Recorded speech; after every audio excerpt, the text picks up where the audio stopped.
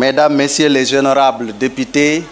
Madame, Messieurs les honorables hauts conseillers des collectivités territoriales, Mesdames, Messieurs les conseillers économiques, sociaux et environnementaux, Monsieur le représentant du recteur de l'université Iba Der Thiam de Thiès, honorables chefs traditionnels, chers amis de la presse, distingués invités, Mesdames et Messieurs, en vos titres, grades et qualités, c'est un grand honneur et une immense joie que je m'adresse à vous, Monsieur le ministre, et à l'ensemble des autorités présentes pour vous souhaiter la bienvenue à Keur Oumar, à l'occasion du lancement du projet Access Millennium Challenge Accounts 2. Cette cérémonie revêt à nos yeux une importance capitale et multiforme, tant l'électrification rurale est porteuse d'espoir et d'espérance pour notre localité, pour notre département et pour le Sénégal. Avant d'aller plus loin, permettez-moi de féliciter Son Excellence, le Président de la République, M. Bassirou Diomaye Diakhar Faye, et son Premier ministre, M. Ousmane Sonko, et l'ensemble de son gouvernement, pour leur belle victoire à l'issue des élections présidentielles du 24 mars 2024. Monsieur le ministre, Excellence l'ambassadeur, chère population bénéficiaire, chers invités, le MCA2 est l'expression de la volonté de l'État du Sénégal et de celle des États-Unis d'Amérique pour l'accès universel en électricité de nos villages dans un souci d'équité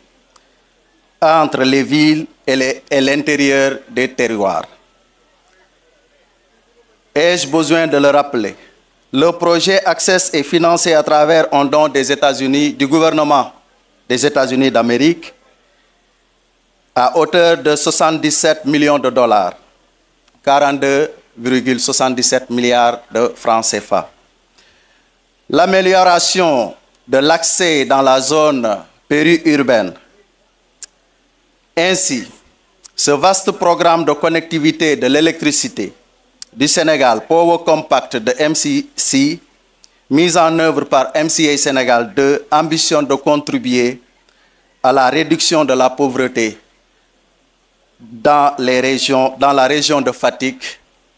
Sédhiou, Kaffrine et Kolda. Le projet Access compte électrifier 350 villages à travers le Sénégal, 110 à travers le département de Foundiougne et 12 dans la commune de Djilor. Ainsi, ils seront 5000 ménages à avoir accès aux services électriques et plus de 2400 ménages vulnérables à bénéficier gratuitement des installations intérieures. Ce projet a pris en compte dans sa formulation les réalités du terroir. Plusieurs missions ont été organisées par les équipes du MCA Sénégal 2 au niveau des villages du département de Foundiougne pour interagir avec les acteurs locaux, les organisations communautaires et les populations bénéficiaires en général. C'est ainsi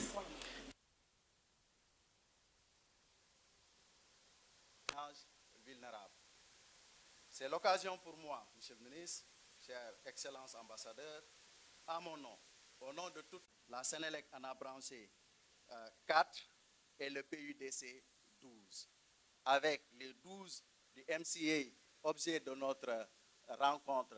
ici, il restera 13 villages des 43, 7 quartiers et 12 hameaux de la commune de Djilor. Chemin faisant, Monsieur le ministre, Excellence, Monsieur l'ambassadeur, chers invités, le département de Foundiougne a un niveau d'accès à l'électricité, aux routes, aux pistes, à l'eau potable et au financement des femmes et des jeunes faible. C'est là la raison pour laquelle nous profitons de votre présence ici, parmi nous, à Keur Oumar, pour vous transmettre et vous soumettre nos préoccupations. Parmi ces préoccupations, la réalisation de la piste Gagé Chérif Kertieneke, la réalisation de la route Toubacouta Nioro Alassane Tall Kër Samba Gueye, la réalisation de la route Passy Niassène Ndiaye Kounda. Monsieur le ministre, Excellence l'ambassadeur, chers invités, l'annonce de l'extraction du premier baril de pétrole au Sénégal est en train de retentir au niveau de la commune de Djilor et dans les localités environnantes. Quand on parle de pétrole, tout le monde est intéressé. Les populations du delta du Saloum ont beaucoup d'espoir sur les retombées de l'exploitation de l'or noir. La concrétisation de la loi sur le contenu local doit avoir un point d'ancrage au niveau des communes environnantes pour traduire l'appartenance des ressources naturelles au peuple sénégalais. C'est dans cette dynamique que nous souhaitons un accompagnement soutenu des populations du département de Foundiougne dans la résilience du delta par rapport aux impacts liés à l'exploitation du pétrole de Sangomar. Les activités génératrices de revenus pour les femmes et les jeunes du delta seront impactées directement par l'exploitation. La pêche aussi, l'agriculture, l'exploitation des produits halieutiques. Et c'est dans ce sens que nous demandons à la société Woodside de bien vouloir installer son siège social dans le département de Foundiougne pour faire bénéficier aux communes les retombées de cette exploitation. Pour finir, je formule le vœu de voir le projet Access dans les meilleurs délais pour le grand bonheur de notre population et des communautés bénéficiaires. Je vous remercie de votre aimable attention. Un petit mot en wolof. Gannaaw bi ma sante Yàlla julli ci yonent bi maa ngi dalal sun gan yi tedd yi muy ministre du pétrole, de l'énergie, du pétrole et des mines ak excellence ambassadeur bu Amérique bi nga xam ne moo fi nekk gouverneur bu région bu Fatick ak autorité yi nga xam ne administrative territoriale yi nga xam ne moom la ñu àndal service technique yi député yi au conseil yi maire yi nga xam ne ñoo jóge ci département bi ñëw jàppale ñu le président du conseil départemental ñëpp ñi nga xam ne teew si nañ fii pour jàppale ñu ci bés bi. Monsieur le ministre, dafa fekk nga fekk nit ku mar nga jox ko tànqal ko ndox jox ko ouf de soulagement la ñu am ndax ku wax courant wax développement, surtout que MCA ak MCC seeni ndaw jar na taxaw seetlu depuis bi ñu commencé projet bi ba fa mu toll nii déglu la ñu def population bi loolu aussi dama koy yeggee directeur MCA ak ambassadeur déglu population bi ànd ak ñoom boole nit ñi xelal leen tette leen ci la ñu nekk ba fi ñu toll nii donc suñu xel mën na dal ci li nga xam ne moo fiy jóge ci ay kàddu mu mën a rassurer population bi ci ay bés yi ñuy jëm maanaam dugg ci leer jóge ci lëndëm donc ñoo ngi remercier bu baax état bu Sénégal wax naa ko ci tubaab féliciter le président de la République Bassirou Diomaye Diakhar Faye ak gouvernement am yépp ci ndam bi ñu am ak aussi ci li ñu tànn Kër Oumar pour que mu dajale mu abriter ndaje bi tey amuñu seen fay yal na leen ko yàlla fay en tout cas mbégte bu mag la ñu am di nuyu jigéen ñi di nuyu presse bi ak ñi fi teew ñëpp wasalaamaaleykum. Population du département de Foundiougne, population de Djilor, population de Kamatan, chers aimables parents de Kër Omar, chers invités, mesdames, mesdemoiselles, messieurs, auguste assemblée, en ce mois béni d'Achoura, qui marque le début du calendrier musulman, je voudrais, avant de livrer le message de l'honorable HCCT, président du conseil départemental de Foundiougne, M. Moustapha Mbaye, présenter mes souhaits de bonnes et heureuses années à toute la communauté musulmane du monde. À l'entame de mes propos, permettez-moi, au nom du président Moustapha Mbaye, empêché de souhaiter à l'ensemble de nos hôtes la bienvenue dans ce magnifique département de Foundiougne, ici à Keur Oumar, dans la commune de Djilor, carrefour religieux et culturel marqué par ses dignes fils. Je veux citer le khalife général de Ndiassane, Feu El Hadji Mam Bou Kounta, le Serigne Mam Abdou Salam Gueye Borom Goudem Sidi et ses fondateurs Samba Sarr qui trouve à Djegan, nomade à Bambar. Monsieur le ministre, Excellence, ambassadeur, nos remerciements et félicitations sont adressés à la communauté du Dionik, aux autorités administratives et territoriales, à la population de Keur Oumar qui se sont entièrement déployés pour réussir cette belle organisation. Cependant, Monsieur le ministre, votre présence parmi nous pour présider cette cérémonie officielle de lancement des travaux du projet Access justifie votre engagement aux côtés de son Excellence, Monsieur le Président de la République, Bassirou Diomaye Diakhar Faye,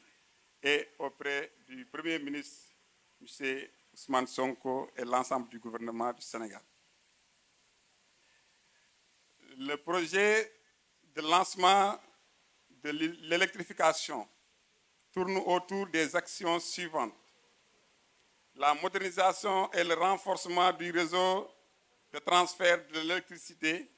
avec un objectif de fournir de l'électricité en qualité et à faible coût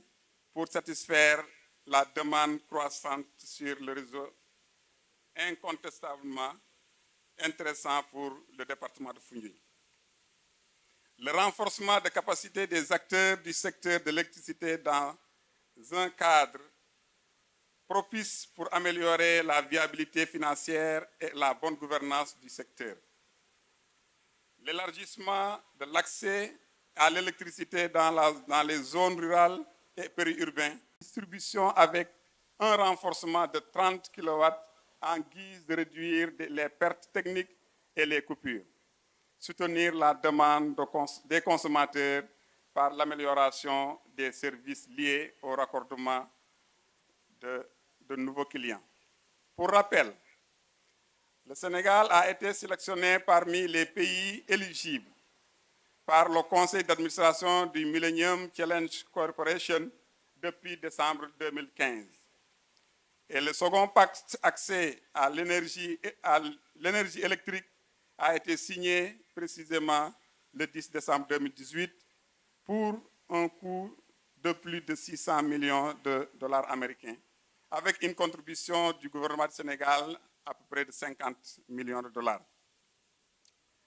Merci, Monsieur le ministre, pour la continuité de cet ambitieux programme qui va incontestablement améliorer les conditions de vie de nos chères populations. Transmettez les remerciements, les félicitations de l'honorable Moustapha Mbaye à Monsieur le Président de la République et à l'ensemble du gouvernement, mais également nos remerciements à l'Excellence ambassadeur et le gouvernement américain. En effet, permettez-moi d'exprimer au nom du président du conseil départemental de Foundiougne et de l'ensemble des conseils départementaux toute notre gratitude à l'endroit du gouvernement des États-Unis à travers MCC, mais le choix porté sur notre cher Sénégal dans son second pacte. Merci également pour le choix porté sur notre département pour abriter la cérémonie de lancement des travaux du projet Accès qui marque le démarrage de la construction des lignes moyenne tension et basse tension, puis l'amélioration du réseau électrique. Aux populations des villages cibles, permettez-moi ma wax ak ñoom ci wolof maa ngi ñaan ñi nga xamante ne dëkk yi électricité bi war a dem ñu yokk collaboration bi yombalal techniciens yi ñi nga xamante dañuy jóge feneen ngir ñëw dugg ci certainement tool yi wala dugg ci yeneen yi pour traverser courant bi mun a dem ñu dimbalante ci loolu ñun askan wi parce que courant bi ñuy indi ñun lañ koy indil ñun ñoo ko moom kon foofu ñu ngi leen di ñaan ngir yàlla bu yeggee foofu liggéey bi na ngeen ko yombalal ñi nga xamante ne ñoom lañ ko sant. Monsieur le ministre, le département de Foundiougne noue beaucoup d'espoir au président de la République et à son gouvernement. C'est pourquoi nous osons espérer voir la réalisation du DAC de Diombato.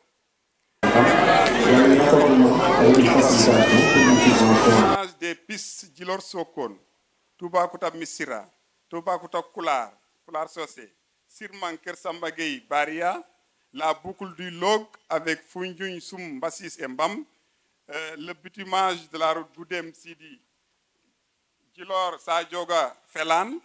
et également le désenclavement de la Très bien. Alors je vais passer la parole rapidement. De Djilor. Désenclaver les îles du Saloum également. Aux distingués, aux dignitaires locaux, les bourdioniques, les ardos, les imams, nous disons tous, nous vous demandons de formuler des prières à l'endroit du gouvernement du Sénégal et à sa tête, le président de la République, Bassirou Diomaye Diakhar Faye. Monsieur le ministre, Excellence, ambassadeur, merci, merci beaucoup et encore merci pour l'ensemble des actions concrétisées au niveau du département de Foundiougne et au niveau de l'ensemble du Sénégal. Je vous remercie. Du pétrole et des mines pour vivre de près la Teranga de Kour Oumar dans le cadre du lancement officiel de cet important projet qui facilitera la fourniture de l'électricité dans les zones rurales du Sénégal. Je remercie très sincèrement les dirigeants et habitants de Kour Oumar et les localités environnantes pour leur accueil chaleureux. Je vous remercie d'avoir pris le temps de vous réunir avec nous aujourd'hui et pour votre travail acharné consacré à la préparation de cette cérémonie. Je vous témoigne tout mon respect pour les nombreuses actions que vous avez déjà entreprises pour créer des opportunités économiques ici et pour améliorer le bien-être des populations de votre localité. Je suis persuadé que le projet qui nous réunit aujourd'hui libérera encore davantage votre potentiel dans les jours à venir. Le lancement de ce projet est une étape majeure du Millennium Challenge Corporation Senegal Power Compact et les efforts du gouvernement du Sénégal en faveur de l'accès universel à l'électricité. Le partenariat stratégique entre les États-Unis et le Sénégal remonte à 1960. Tout au long de cette période, l'amitié entre les gouvernements sénégalais et américains et entre nos deux peuples a porté ses fruits au bénéfice de nos deux nations.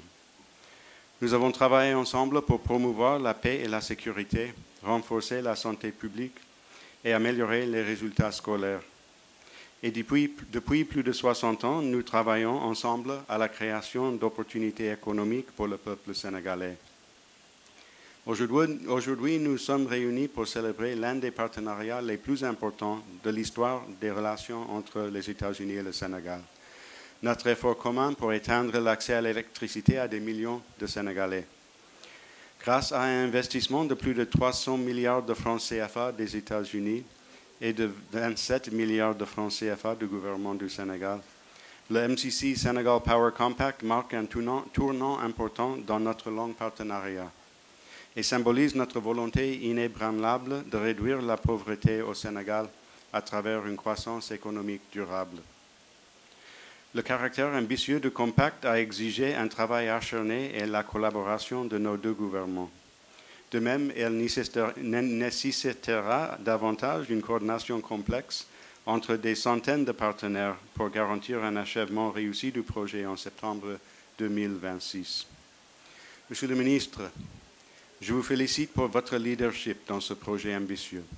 et je remercie également vos collaborateurs du ministère de l'Énergie, du Pétrole et des Mines ainsi que l'ensemble du gouvernement du Sénégal pour leur collaboration soutenue. Je remercie également les équipes dévouées du MCA Sénégal 2 et du MCC Sénégal, qui travaillent sous la direction du directeur général du MCA, M. Oumar Diop, et la directrice résidente du MCC, Mme Molly Glenn, ainsi que tous nos partenaires du secteur de l'électricité pour la gestion impressionnante et les progrès soutenus de ce projet énorme et complexe. Aujourd'hui, nous célébrons les efforts déployés par toutes ces entités, en coordination avec les nombreux citoyens sénégalais qui seront, à terme, les bénéficiaires de cet effort, au moment où nous lançons officiellement le projet Accès. Ce projet permettra d'investir plus de 42 milliards de francs CFA dans l'infrastructure électrique rurale et dans l'amélioration de la fourniture d'électricité au sein de vos communautés. Dans le reportage et dans les explications de MCA Sénégal au stand d'information, nous avons vu les investissements impressionnants et envisagés pour ce projet, à savoir des lignes électriques de plusieurs milliards de francs CFA, des installations électriques dans les foyers et l'installation de poteaux électriques. Cependant, nos efforts collectifs vont bien au-delà de l'infrastructure et de l'augmentation des mégawatts de votre réseau électrique, parce que ces investissements ont pour but d'améliorer votre vie quotidienne et vos opportunités économiques. Le peuple américain a investi dans ce compact pour renforcer les services sociaux et la croissance économique pour le peuple sénégalais, vos familles, vos enfants, vos petits-enfants et les générations à venir. Grâce à ces investissements, les entreprises agricoles telles que les producteurs de noix de cajou et de bananes peuvent être plus compétitives du fait d'une irrigation et d'une productivité accrue. Grâce à l'électricité, vos centres de santé seront en mesure de fournir des services plus fiables à vos familles et à vos enfants. Vos écoles peuvent bénéficier de meilleures conditions d'enseignement, de meilleurs résultats scolaires pour les élèves et d'une plus grande efficacité pour les enseignants. Vos boutiques et vos ateliers peuvent étendre leurs services et fonctionner de manière plus rentable. La cérémonie de lancement d'aujourd'hui nous rappelle l'ampleur du projet Accès et démontre l'impact considérable que nous pouvons avoir lorsque nous travaillons ensemble. Pour terminer, je vous souhaite au nom du peuple américain beaucoup de succès et je vous assure de l'engagement du gouvernement américain à travailler en étroite collaboration avec le gouvernement du Sénégal pour la mise en œuvre de ce compact. Il reste encore beaucoup de travail à faire, mais nos succès et notre collaboration ont jusque-là créé une base solide pour un aboutissement réussi de ce projet.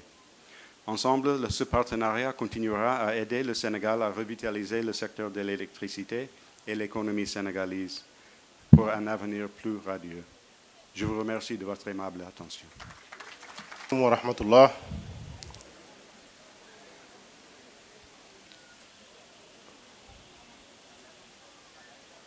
Excellence, Monsieur l'ambassadeur des États-Unis au Sénégal, Madame le gouverneur de la région de Fatick, Messieurs les préfets et sous-préfets des arrondissements, Monsieur le président du conseil départemental, Monsieur le maire de Djilor, mais simplement Messieurs les maires, honorables députés,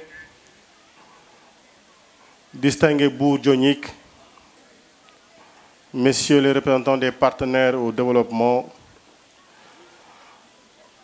Mesdames, Messieurs les directeurs généraux, je ne me tromperai pas en y ajoutant Monsieur le directeur général de MCA Sénégal, Mesdames, Messieurs, Mbokki Djilor, Mbokki Foundiougne. Comme tout le monde, je me réjouis d'être avec vous ici à l'occasion de la cérémonie de lancement officielle des travaux du projet d'amélioration de l'accès à l'électricité dans les zones rurales et périurbaines au Sénégal, dénommé projet Accès. Comme vous le savez, l'énergie est un amplificateur d'impact, de promotion économique, sociale, écologique, ainsi qu'un catalyseur indispensable de développement. Je me rappelle à l'école, on nous disait que l'eau était source de vie. Je pense l'avoir déjà dit. Ce qu'on ne nous a jamais suffisamment dit, c'était que l'énergie était source de vie aussi. C'est pourquoi, c'est pour l'avoir si bien compris, que Son Excellence, Monsieur le Président de la République, Monsieur Bassirou Diomaye Faye, a depuis son accession à la magistrature suprême fait de l'énergie l'axe central du projet de changement systémique. Et on parle de projet, comme on dit, il est assis sous la triptyque de souveraineté. Donc un projet, pourquoi? Pour une souveraineté, pour une souveraineté juste et pour la prospérité. Quel secteur que l'énergie ne saurait le mieux répondre à cette triptyque? Souveraineté, justice et prospérité. Nous avons regardé les enfants faire une belle prestation théâtrale en faisant une comparaison entre ceux-là qui avaient la source de vie, énergie, et ceux qui ne l'avaient pas. Dans une nation qu'on dit souveraine, et où on dit qu'il y a l'équité territoriale qu'on promeut comme valeur fondamentale d'appartenance à la communauté. Oui, quand nous n'avons pas l'électricité à Djilor, on ne peut pas dire que l'enfant du citoyen, le jeune citoyen qui se réveille à Djilor soit traité sur un pied d'égalité que celui qui se réveille à Sacré-Cœur ou à Thiès dans ma propre commune. Impossible. Et voilà pourquoi l'État, ce régulateur-là, intervient pour travailler sur l'équité. Et voilà que dans ce contexte, il y a un acteur extrêmement important, le peuple américain, qui accompagne le peuple sénégalais dans sa volonté de restaurer l'équilibre entre les communautés malgré les distances qui peuvent les séparer sur un même territoire. On a dit une bonne volonté de vivre en commun, communauté. Donc, tout le monde doit avoir accès aux biens que procure l'État sur un pied d'égalité. Et ils nous l'ont démontré. Fournir une énergie compétitive pour les petites et les moyennes entreprises en milieu rural. Abordable pour les populations particulièrement vulnérables,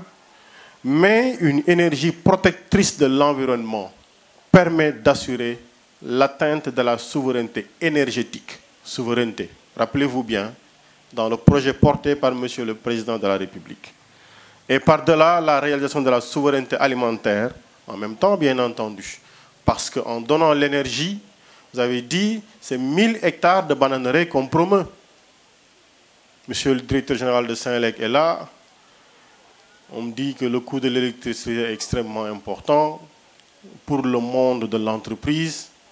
Je sais qu'il va apporter les bonnes réponses, n'est-ce pas, monsieur Omar Diop, Borom Keur Omar. Donc, il nous faut la réalisation de cette souveraineté-là. Mesdames, Messieurs, l'accès à l'énergie est à la fois un droit des populations.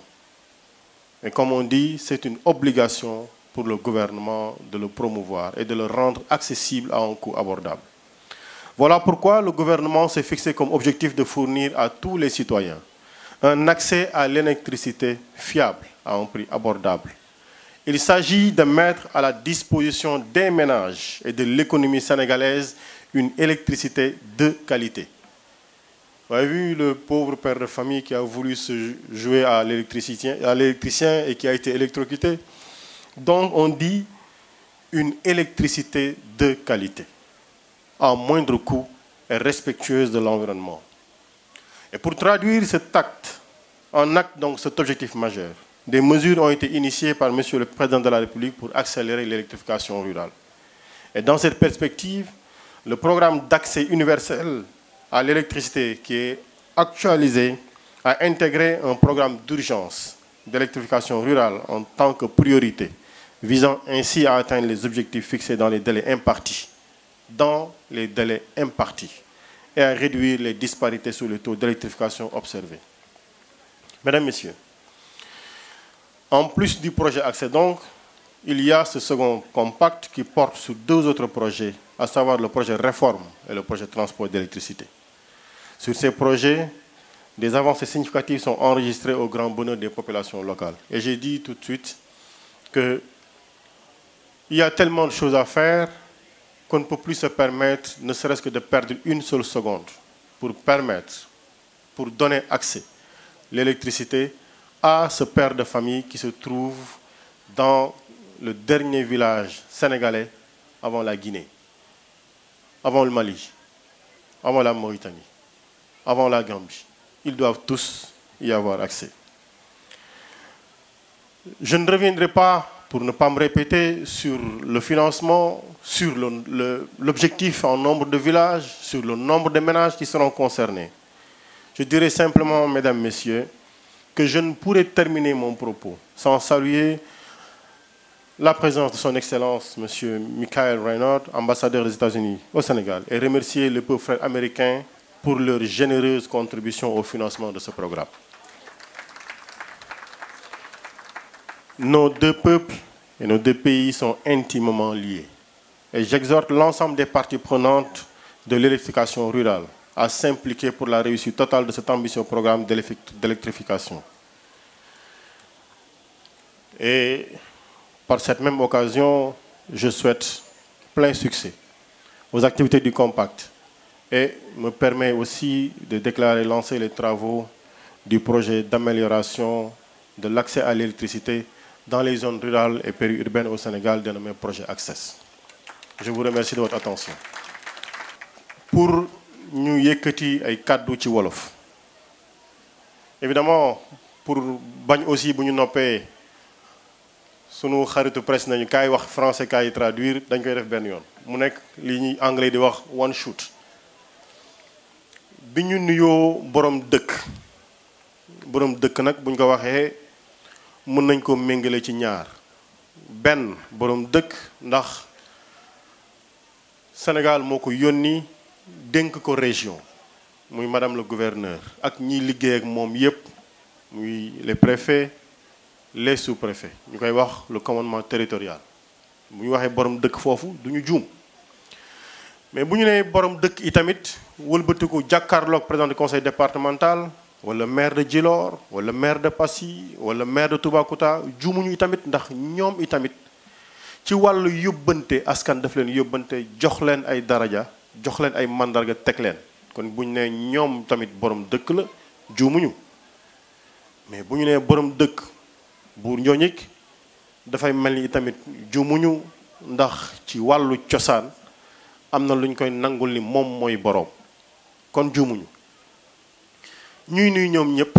di nuyu député yu fi nekk di nuyu kilifa yi ñu fi bokkal daje yépp ci bis bu am solo bii nga xam ni day mandargaal bëgg-bëggu état du Sénégal mi ñu teg ci loxo yi président Bassirou Diomaye Faye ak ci le chef du gouvernement le président Ousmane Sonko di wax ni bëgg-bëggu état du Sénégal mooy sénégalais yépp ci Sénégal wërngal képp ñépp nañu bokk ci di jot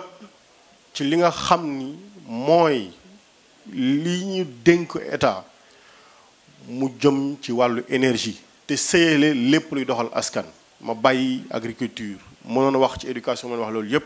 mais li ñu soxal tey mooy wàllu énergie ñu seetlu ne tey dajewul matewul olof lépp boo xam ne dafa ni daanu dajul suuf mais du tere ñu war a wuti pexe bu daanu ci wàllu électricité dajul suuf ñu war a indi ay pexe yuy tax ñun ci suñu bëgg-bëgg ci suñu pas-pasu bopp loolu daj suuf moo waral li ñu ne xale ba yeewoo ca Ndakaaru mën bu 8 heures jotee mu taal lampe nafar ay téeréem bu xëyee suba jàkkarloo ki koy jàngal mën a tari ñu ne dañoo war a may xale bi dëkk ci Djilor te daan taal mat pour di ko jànge bu guddee mu ne kàccit lampe tàkk mu jàng ay téeréem nafar boobu la ñuy wax ni Sénégalais yëpp yam nañu et ci yitte boobu ci la ambassade des États-Unis ak peuple américain ànd ak Sénégal ci projet bii pour jàppale ndaw jàppale jigéen ñi seetlu bi xaw ma ndax seetlu ngeen ñi doon def prestation fii man bi ma gisee jigéen ñi ñu yëkkati seen 1000 francs yu bari yi di ko joxe xam nga ma lan laa xalaat sama xel dafa dem ci ñaata waxtu liggéey la ñu liggéey ñoom ci ñàkk courant ba yot 1000 francs yooyu ñëw fii fekk ci seen gafaka yëkkati jox ko ki doon presté fii di wane seen mbégte te waroon naa gën a mën a yomb moo tax bu MCA newee day ñëw fii di ko fi def ñun dañuy ànd ak ñoom ne leen lii ngeen di def yéen ak état du Sénégal yéen a koy bokk moo tax ñuy wax ni na ngeen xam ni gouvernement bu Sénégal bii yitteem yépp mooy yamale sénégalais yi ci wërsëg yi nga xam te ni moom la état yor ba noppi sëyale xam-xam yépp ngir jox leen ko ñu mën koo jariñoo ngir lan wér-gu-yaram ngir lan jàngi école ngir lan ngir koom ngir lan ngir man ak defaral sa bopp defar askan wi lii nag moo waral bi ñoom ñiy waxee ni dañuy ñëw fii ñu bokk ak ñoom ñëw teem ci lii mënoon naa gën a gudd mais solo si moo nekkoon ni lii nañ ko jàpp état du Sénégal accompagner leen ngir wërsëg yi ci mën a nekk meññ baawaan saawaan yegsi ci askan wi ñëpp jariñoo ko ñu soog a xam ni ñu ngi ci dëkk boo xam ne bi ñëpp a yam dëkk boo xam ñun ñoo ko moom mais dëkk boo xam ne dafay restaurer la justice et la prospérité salaamaaleykum wa rahmatullah. alors léegi village yi nga xam ne moom la ñu fas yéene tey couvrir daanaka soo xoolee toll na si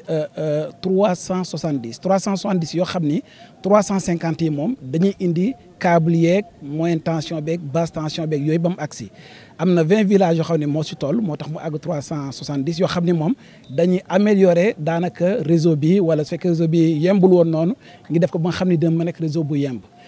maintenant loolu si wàllu infrastructure maanaam poto lampe yi fil yi ak lépp loo xam ne dafa dem si poste électrique yi waaye nag ñun MCA du ñu yem foofu rek dañuy jël également li nga xam ne moom mooy ay équipement yoo xam ne parce que population yi dañ leen war a dooleel te ni ñu leen mën a dooleel mooy wutal leen ay équipement yoo xam ni lañ doon liggéey su fekkoon yow machine war nga daan liggéey di ko yore ak groupe électrogène wala nga fekk yow nga yore sa tool ba pare yore ay pompe ay groupe électrogène ak yu demee noonu ñun dana fexe ba ma courant bi ba mu ñëw ci sa tool boobu su ko defee sa production dina gën a mën a yomb population yi également yi nga xam ne dañu ñaan ay activités ci biir village bi mën a jot ci électricité bi. troisième volet bi nga xam ne nag dafa am solo si wàllu programme bi mooy li nga xam ne mooy sensibilisation parce que courant suy ñëw da indi ay danger mën na indi ay gàllankoor léegi foog ñu waxtaan ak population yi ba nga xam ne danañ mën a utiliser courant bi te benn gàllankoor du leen si fekk ba pare lépp loo xam ne dafay nekk wàllu efficacité énergétique également dana ci waxtaan ak ñoom li ñu yaakaar daal mooy daal ni ñuy liggéeyee ak responsable territoriaux yi muy monsieur le maire muy gouverneur yi muy préfet autorité yëpp ñi ñuy jàppale si liggéey bi ñun tamit ñu ngi leen di jàppale si liggéey bi wax dëgg yàlla liggéey bi rafet na te incha allah yaakaar nañu fi mu nekk balaa ñaari at ak lu topp ñaari at ak ñetti weer compact bi dina jeex te balaa boobu incha allah dëkk yëpp nga xam ne ciblé nañ danañ jot si courant bi. waaw xaalis bi moom comme ni ma ko waxee woon rek soo xoolee compact bi yëpp nekk na si 320 milliards waaye nag accès moom nga xam ne mooy courant bi si village moom 42 milliards la. voilà maa ngi koy wax sànq li gën a am solo mooy gërëm peuple américain état du Sénégal parce que seen ànd seen lëkkaloo moo waral projet bi jut su loolu weesoo ci commune Djilor am na fukki dëkk ak ñaar projet bi war a branché courant ci département bi téeméeru dëkk ak fukk nga xam ne ci juróom-ñett commune la ñu bokk waaye nag pour continuer ci département bi bëri na ak ci commune bi ay dëkk yi nga xam ne amaguñu courant dëkk yooyu nag Sénélec joxe na engagement que ni seen programme bi nga xam ne mooy accès universel en 2030 que dinañ ko jël en charge bu dee commune Djilor la fukki dëkk ak ñett la maintenant ci département bi dese na yu bëri wante nag projet MCA dañ koy sant ndax la muy jël ci dëkk yi nga xam ne daf leen di brancher courant dina wàññeeku lu bëree bëri ci li nga xam ne moo nekk déséquilibre maanaam ci bu ñu agiré ci équité ñu xaw a mën a tolloo ak ñi nga xam ne ñu ngi jëfandikoo courant. c'est ça wax naa ci plaidoyer d'abord les femmes parce que tey bu ndaje bi yànjee parce que jigéen ñi ñoo ñëw donc seen présence dafa am solo beneen bi mooy ca département Foundiougne dafa am tund yu bëri yoo xam ne piste ya fa nekkoon depuis indépendance ba tey moo fa nekk boo jógee Toubacouta di dem Nioro Alassane ba kër Samba Gueye ba léegi ran moo fa nekk yoon bi commencé na yàqu saa yu mu tawee day yàqu nga gis am na yoon yu yàgg yoo xam ne yoon bu jógee Sokone dem Nioro dafa traversé tout le Sine Saloum loolu aussi suñ ko tabaxee def ko goudron dina mën a tax dina suqali koom ci tund yooyu boo ñëwee commune de Djilor diggante Kër Ceneke ñëw ba Gaage Chérif dafay relier yoon bi nga xam ne temps yi tubaab yi foofu lañ doon jaarale gerte bi boo jógee Kaolack nga jaar Kër Waly Ndiaye ñëw génne Kër Laasana Kër Ceneke dem Gaage soog a dem Foundiougne ci port bu Foundiougne nga gis aussi tudd naa port bu Foundiougne depuis biñ ko tabaxee ba léegi dara doxagu ci te ndaw ya ñaa ngi koy xaar dag bu ñoom baatoo biñ ko waxee ba léegi dara doxagul ñu ngi koy xaar comme gouvernement bu bees bi état bu bees bi taxaw na ci kattanu yàlla ñu ngi leen di ñaanal yàlla yombal leen gestion bi waaye nag ñu dënk leen programme yooyu